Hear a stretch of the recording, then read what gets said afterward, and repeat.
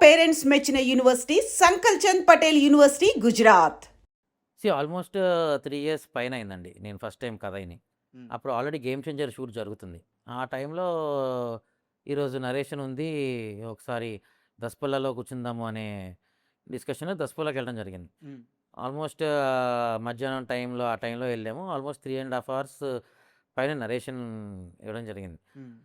ఆ నరేషన్ అయిపోయినాక నేను కిందకొచ్చి ఆల్మోస్ట్ ఒక 20 నిమిషాలు అసలు ఈ ఈ ఈ కథ ఎలా రాశారు? ఎలా ఇంత రూటెడ్‌గా ఎళ్లారు? అని ఒక ఒక షాక్‌లోనే ఉన్నా నేను. సో ఆ తర్వాత ఇలాంటి కథకి మనం ఎలా సపోర్ట్ చేసి కథ నిలబెట్టగలుగుతాం? ఆల్రెడీ 100 మార్కులున్న కథ. దాన్ని మనం కిందకవ్వకుండా ఇంకా బెటర్ ఏం చేయగలుగుతాం అనే ఆస్పెక్ట్‌లోనే వర్క్ చేయడం జరిగింది. సో లక్ ఏంటంటే ఆల్మోస్ట్ వి గాట్ మంచి టైం దొరికిందండి. ఒక 1 అవర్ 1 ఇయర్ 4 మంత్స్ పని చేసే అంత ప్రీ ప్రొడక్షన్ చేసుకునేంత, ప్లానింగ్ చేసుకునేంత టైం దొరికింది. సో తర్వాత షూటింగ్ స్టార్ట్ అయినాక టకటక మనం చేసుకున్నాం. ఆల్మోస్ట్ షూట్ స్టార్ట్ అయ్యి కూడా ఈ సెకండ్ ఇయర్. సార్ అయితే నేను యాక్చువల్గా 2 సినిమాల గురించి మాట్లాడుతాను. కంపారిజన్ కాదు ఇది. మామూలుగా ప్రతి మగవాడికి అంటే చాలామంది లేడీస్‌కి కూడా కానీ ప్రతి మగవాడికి 'జెర్సీ' సినిమా అనేది ఒక ఎమోషన్. మీరు ఆ సినిమాకి వర్క్ చేశారు. సో మీలాంటి వ్యక్తి పెద్ద కథ విషయానికొచ్చి చెప్తూ సినిమా చూసినోళ్ళు ఒక రకమైన ఎమోషన్‌కి వెళ్ళిపోతారు. కన్నీరు పెట్టకుండా బయటికి రాలేదని చెప్తే 'జెర్సీకి' మేము ఆ లెవెల్‌లో అనుభవించాం. ఆ సినిమాకి పనిచేసిన వ్యక్తి మళ్ళీ అదే స్టేట్మెంట్ ఇచ్చారంటే ఎంత కాన్ఫిడెంట్ ఉండాలి? ఎంత ఎమోషన్ సినిమాలో ఉండాలి? సో నా క్వెషన్ మీకు అర్థమవుతుంది కదా? 100% అండి. ఆ! సి కంపారిజన్ కూడా నేను చేయట్లేదు. జెర్సీలో ఓ చిన్న సాఫ్ట్ ఎజెండా ఉంటది. అంటే ఒక అండర్ కరెంట్ ఫ్యాక్టర్ ఉంటది. ఒక ఫాదర్ ఎమోషన్ అది. Hmm. If you see it's emotion between a father and child. It's not a generic emotion. Sir correct. So అక్కడ ఒక కొడుకు కోసము తండ్రి ఎంత దూరం వెళ్ళగలుగుతాడు? కొడుకు విషయంలో ఎంత కొడుకు దృష్టిలో తండ్రి అనేవాడు కరెక్ట్‌గా ఉండాలి అనే ఫ్యాక్టర్ మీద ఉంటది ఎమోషన్. It's emotion only. సరే. బట్ ఇక్కడ ఒక ఇండివిడ్యువల్ పర్సన్ ఎంత దూరం వెళ్ళగలుగుతాడు? ఎజెండా సేమ్ అవ్వచ్చండి. ఎమోషన్‌ది ఎజెండా సేమ్ అవ్వచ్చు. బట్ ఇక్కడ ఇంకెక్కువ కదులుతాం. చేంజ్ ఆఫ్ కాజ్ ఉండొచ్చు. Yes. Okay. Change of cause ఉండొచ్చు. బట్ ఎమోషన్ ఇది more rooted to larger perspective. Sir. అక్కడ it's between a father and son. Okay. But ఇక్కడ సెట్స్ విషయానికొస్తే మీరే చెప్పేసారు 20కి పైగా సెట్స్ చేసామని చెప్పేసి. అయితే నా చిన్న డౌట్ ఏంటంటే విజయనగరం బ్యాక్‌డ్రాప్ గాని అంటే నేను నేల గురించి మాట్లాడుతున్నా. సో అది డెక్కన్. మనకి హైదరాబాద్ డెక్కన్. ఎర్ర నేల. మనకి ఎర్ర నేల. సో ఇక్కడ సెట్ చేసుకోవడానికి విజయనగరం బ్యాక్‌గ్రౌండ్ సినిమా ఉండడం, ఇక్కడ సెట్ చేసుకోవడం మీకు ఎంత ఫీజిబిలిటీ దొరికింది? ఫీజిబిలిటీ వైజ్ అంటే అండి ఈ సినిమాకి ఫస్ట్ నుంచి అనుకుంది ఏందంటే అసలు మనం రెగ్యులర్ సినిమా లాగా ఫ్లోర్‌లో వేయకూడదని. నేనేం మూవీ రెఫరెన్స్ తీయట్లేదు. రీసెంట్‌గా వచ్చిన సినిమాలు మీకు చాలా సినిమాల్లో ఇది ఆర్టిఫిషియాలిటీ ఫీలింగ్ ఉంది. అవును. ఎక్కడో నేచురల్‌గా లేదు అనేటటువంటి ఒక ఫ్యాక్టర్స్ బయటపడ్డాయి. అది వాంటెడ్‌లీ చేసిందేం కాదు. బట్ ఆ సెట్‌ని అలా డీల్ చేయడం వల్ల కనిపించింది. సో అట్లాంటి ఆ మినిమమ్ ఫ్యాక్టర్‌లో కూడా మనం దొరికిపోకూడదు అనే దాంట్లో ప్రతి సెట్ లైవ్ లొకేషన్‌లో ఏసాం. ఏ సెట్ కూడా మామూలు స్టూడియో ఫ్లోర్‌లో ఏసి షూట్ చేసింది లేదు. Other than special song. మిగతావన్నీ మనం లైవ్ లొకేషన్స్‌లోనే సెట్‌లేసుకున్నాం. ఓకే. ఎందుకేసుకున్నాము అంటే మనకెక్కడో దగ్గర ఆ ఫ్యాక్టర్ వర్కౌట్ అవ్వాలి. ఆ రియలిస్టిక్ ఫీల్ మిస్ అవ్వకూడదు అనేది. అండ్ ఓవరాల్ కథ వైజ్ మనకి 70స్, 80స్ టైమ్‌లోనే ఉంది. విజయనగరం టైమ్‌లోనే ఉంది కాబట్టి. సో ఎతుక్కోవటమే మేము ఏ ప్లేస్‌లో అయితే సెట్‌లేసామో అంటే అక్కడ ఆల్రెడీ చెట్లు ఇవన్నీ నేచురల్‌గా ఉన్న లొకేషన్ తీసుకొని, ఆ ఉన్న చెట్లను యూజ్ చేసుకుంటూ మనం స్ట్రీట్స్ అవన్నీ ఎలా యేసుకుంటాం, అక్కడ సెట్లు ఎలా ఇన్కార్పొరేట్ చేయగలుగుతాం అనే ఫ్యాక్టర్‌లో వర్క్ చేసాం. Sir. So it's a visual experience. Correct. ఇప్పుడు మనకి ఆ చుట్టుపక్కల అరకు వెళ్ళి దారులుంటాయి. ఇయన్నీ టెర్రైన్‌లుంటాయి. సో అలాంటి ఏరియా ఎట్లా ఉండొచ్చు అనే దాని మీద ఒక చుట్టూ షుగర్ కేన్ ఫీల్డ్స్ ఉంటే ఆ ఏరియా ఎలా ఉంటది? మీకు ఆ షుగర్ కేన్ ఫీల్డ్స్ అన్ని క్రికెట్ స్టేడియం షాట్‌లో చూసినప్పుడు మీకు కనిపిస్తాయి. సో ఈ మిగతా విజయనగరం అనేది ఇది ఒక స్ట్రీట్ టౌన్ లాగా ఉంటది సెంటర్‌లో. సో అక్కడ పొలాల మధ్యలో ఉండదు గానీ చెట్ల మధ్యలో ఉంటది. సో అలా నేచురాలిటీ మిస్ అవ్వకుండానే డిజైన్ చేసామండి సెట్. అండ్ మీ డిపార్ట్మెంట్‌కి సంబంధించిన ఒక టెక్నికల్ క్వెషన్ సార్. మీరన్నట్టు సినిమా అనేది ఒక విజువల్ మీడియా. ఎంత లేదనుకున్నా గానీ సో విజువల్‌గానే చెప్పాలి. అయితే ఒక ఆర్ట్ వర్క్ అనేది ఆడియన్స్ చూస్తున్నప్పుడు అతనికి నోటీస్ అవితే గుడ్ వర్కా? అసలు ఆర్ట్ వర్క్ లేకుండా ఉన్నట్టుందని నోటీస్ అవ్వకపోతే అది గుడ్ వర్కా? ఆర్ట్ వర్క్ ఆడియన్స్‌కి ఎలా రిజిస్టర్ అయితే గుడ్ వర్క్? సీ సినిమాని బట్టి ఉంటదండి. బట్ కమింగ్ టు దిస్ పెద్ద ఫిలిం జనరల్‌గా జనరిక్ ఫ్యాక్టర్ ఏంటంటే మనము దొరకనప్పుడే ఒక ప్రొడక్షన్ డిజైనర్ సక్సెస్. ఓకే. ఇది సెట్టు అని దొరకనప్పుడే మనం చేసిన డిజైన్ సక్సెస్. అది ఫిక్స్. దాంట్లో ఏం మార్పు ఉండదు. కానీ జనాలకి అది సెట్ అని కొన్నిసార్లు తెలుస్తది. ఫర్ ఎగ్జాంపుల్ మీరు 'కేజీఎఫ్' లాంటి సినిమాలు చూసారు. ఇప్పుడు 'పారడైజ్' కూడా చూసారు. 100% అవి సెట్స్ అని మీకు తెలుసు. అదే. ఎందుకు? అవి అసలు ఉండవు, లేనివి ఏసామని తెలుసు.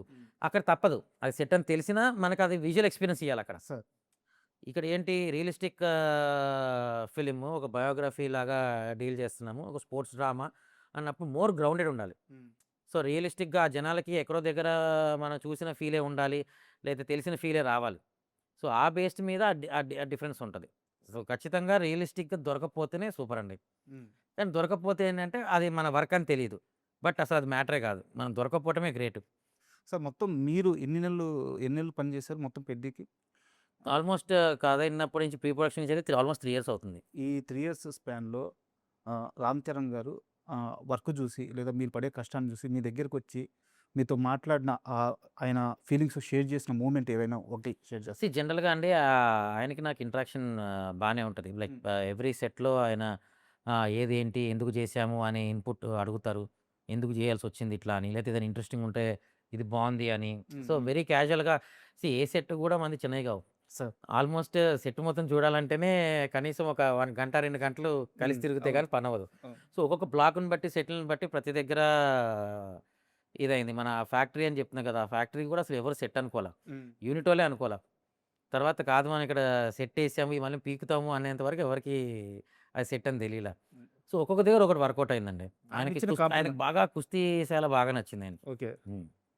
అండ్ ఇక్కడ మీకు పెద్ద టాస్క్ ఏందంటే రత్నవేలు గారితో కలిసి పనిచేయడం. హ్మ్. అంటే అది ఒక్కోసారి చాలా ఈజీ అవుద్ది. ఎందుకంటే అంత పెద్ద కెమెరామెన్ ఎంత లేదన్నా ఆర్ట్ కెమెరామెన్ అదేంటంటే భార్యాభర్తలు కలిసి సంసారం చేసినట్టే. కరెక్ట్. అవును. సో, రత్నవేలు గారితో వచ్చిన అతిపెద్ద సమస్య ఏందంటే ఆయన లైట్ సోర్స్ ఎప్పుడు న్యాచురల్‌గా ఉండాలంటారు. చాలా సార్లు ఆయన ఇంటర్వ్యూలో కూడా స్టేట్మెంట్ ఇచ్చారు. అవును. సో, మీకు ఇక్కడ ఆ లైట్ సోర్స్ తీసుకోవడానికి సెట్స్ అది కాంప్లికేషన్ అయిందా? లేకుంటే ఎలా వర్క్ చేశారు? ఇప్పుడు దాకా నేను పనిచేసిన ప్రీవియస్ కెమెరామెన్స్ అవ్వచ్చు, ఏదైనా అవ్వచ్చండి. జనరల్‌గా నా అండర్‌స్టాండింగ్ ఏంటంటే if you have good enough knowledge, నువ్వు నీ పని నువ్వు ఎలా చేస్తున్నావు అనేది నీకు క్లారిటీ ఉంటే ఏ టెక్నీషియన్ అయినా అవతలోడికి అర్థమవుతది. సార్. అండ్ ఆ ట్రస్ట్ మీద వదులుతాం. అరే! ఈడు కరెక్ట్ పని చేస్తున్నాడు అనే దాంట్లోనే ఉంటది. సో, ఇప్పుడు దాకా మనం పనిచేసిన ప్రతి డీఓపీతో ఏ రోజు నాకు ఏ క్లాష్ లేదు. సార్. మేబీ సమ్‌వేర్ నేను సినిమాకి కావాల్సింది కరెక్ట్‌గా చేస్తున్నానో, లేకపోతే నేను చెప్పేది వాళ్ళకి కావాల్సిన డౌట్‌లవన్నీ క్లారిఫై అవుతున్నాయో, లేతే వాళ్ళేదైనా చెప్పింది నాకు ఈజీగా అర్థమవుతుండవచ్చు. బెటర్ అండర్‌స్టాండింగ్ అవ్వచ్చు. ఏదైనా అవ్వచ్చు. ఓకే. సో, 'ర్యాండీ' గారితో కూడా మనకి ఈ సినిమాకి అసలు ఫుల్ సపోర్ట్ అండి. ఇప్పుడు నాకేదైనా క్రిటికల్ సిట్యుయేషన్ వచ్చి టైమ్ లైన్ తక్కువుండి ఏదో చేస్తున్నాను. సో, డైరెక్ట్‌గా ఆయనతో షేర్ చేసుకొని ఇది సిట్యుయేషను, నేను ఒక 2 బ్లాక్స్ ఇస్తున్నాను. దాన్ని మీరు కన్సిడర్ చేసుకుంటే బెటర్. దాంట్లో మనకేమైనా అదర్ ఫ్యాక్టర్స్ కావాలా? ఆల్రెడీ రైట్ సోర్స్ ఇది ఇస్తున్నాము. అట్లా ఓపెన్‌గానే డిస్కస్ చేసుకునేవాళ్ళం. సో, టెక్నికల్ అసల ఆయనకి నాకు ఏ రోజు క్లాష్ లేదండి. నంబర్ ఆఫ్ బ్లాక్స్ ఆయన వాడిన విధానం పట్ల మీరు సాటిస్ఫైడ్‌గా ఉన్నారా? ఎందుకంటే ప్రతిసారి ఆర్ట్ డైరెక్టర్, కెమెరామెన్‌కి వచ్చిన గొడవ చాలా సార్లు ఇదే ఉంది. గొడవని అని కాదు. ఒక చిన్న ఇద్దరి మధ్య మాటలేందంటే ఎక్కువ బ్లాక్స్ వాడలేదని యాహ్! చాలా కంప్లెయింట్స్ ఉంటాయన్నమాట. యాహ్! సో, ఈ విషయంలో సాటిస్ఫాక్షన్‌గా ఉన్నారా? ఎందుకంటే అన్ని సెట్‌లేసారు. యాహ్! 100% అండి. ఆ! బికాజ్ ఏ సెట్ అయినా పూర్తిగా మనం ఏసింది కనిపిస్తే ఎవరికైనా సాటిస్ఫాక్షన్. Like correct. పైసా వసూలు. ప్రొడ్యూసర్‌కైనా సాటిస్ఫాక్షన్. ఇంత ఖర్చు పెట్టాను అది నాకు కనపడిందని. ఒక షాట్‌లో కనపడినా okay. So, if you see మన ఓల్డ్ ఫార్మాట్ కెమెరామెన్స్ ఒక మాస్టర్ షాట్ పెట్టేస్తారు. అవును. ఓల్డ్ రీల్స్‌తో షూట్ చేసేవాళ్ళు ఏదైనా గానీ ఫస్ట్ ఓపెన్ చేయంగానే ఒక పెద్ద వైడ్ షాట్. ఇక్కడ ఫ్యాక్టరీ, ఇది ఇల్లు, ఇది లేకు అని ఒక ఎస్టాబ్లిష్‌మెంట్ ఉంటదిలాగా. రాను రాను వచ్చే డేస్‌లో ఏమైపోతుందంటే వైడ్ ఎస్టాబ్లిష్‌మెంట్ షాట్స్ అనేది నెగ్లిజిబుల్ అయిపోతున్నాయి. అది మేకింగ్ ఫార్మాట్ చేంజ్ అవ్వడం వల్ల అవ్వచ్చు. లేపోతే అంత లైటింగ్ చేసి ఒక షాట్ కోసం చేయడం అవ్వచ్చు. I don't know different factors effect అయినాయి. బట్ 'ర్యాండీ' గారిది ఏంటంటే మనం అడక్కముందే ఆయనే ఈ సెట్ ఈ ప్లేస్ బాగుంది కదా! నెక్స్ట్ షాట్‌కి ఇది మొత్తం పెడతాను ఆయనే చెప్తాడు. ఇంకా అలాంటప్పుడు మనకి ఇంకేముంది? And for more videos, Please subscribe to iDream. Please subscribe to iDream. Please subscribe iDream. And please subscribe to iDream. For more videos, subscribe to iDream. please like, share, and subscribe to the channel. Congratulations, iDream. Subscribe to iDream. Subscribe to iDream. So, subscribe to iDream Media. iDream ki iDream team andarki huge congratulations. Please subscribe iDream Media. Please subscribe to iDream. Subscribe iDream. Please subscribe to iDream. I dream అంటే నా కళల ఛానల్ను subscribe చేసుకున్న నోరు తిరుగుతలేదు. మీరైతే గంట గుర్తు కొట్టండి. For more such videos, please subscribe to iDream. Subscribe to iDream. Please subscribe to iDream. Please subscribe iDream Media. Please do subscribe to iDream. Please subscribe to iDream Media. For best entertainment and information, please subscribe iDream. And don't forget to subscribe to iDream.